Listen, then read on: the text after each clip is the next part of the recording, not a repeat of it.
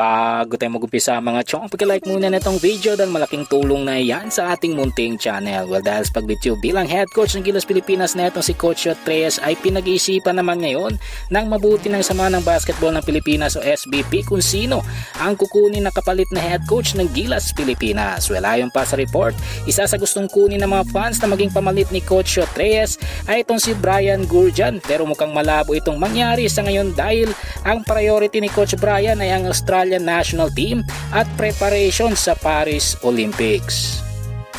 Sa ibang balita, punta naman tayo sa American basketball player na si Stephen Holt na napabalitang magpapadrop sa PBA. At dahil nga dyan mga chong ay interesado mga PBA teams na kunin ang serbisyo ng nasabing player. Well, ayon pa sa report and as usual, ito na namang Barangay Nebra ang isa sa nangunguna na gustong makakuha sa serbisyo ni Stephen Holt dahil isa itong 6'4 na player na magaling sa shooting at dribbling skills na pwede pampalit kay Jeremiah Gray na out next season dahil sa injury. Well, panguli sa ating balita mga chong, patungkol naman kay Davis Calvin Abueva na sinasabing bagay na bagay sa Gilas Pilipinas. Well, ayon pa sa mga insiders at mga fans, dapat isa ito si Calvin Abueva sa nakasali sa roster spot ng Gilas Pilipinas dahil energetic ito at kayang-kaya makipagbalyahan sa mga matatangkad na players. Dagdag pa ng mga insiders, kung hindi makakasali ito si Calvin Abueva sa national team ay dapat pumili din ng SBP ng isa o dalawang players na galing sa Magnolia Chicken Templados. Well mga chong, nandito na lang ang ating balitang PBA at syempre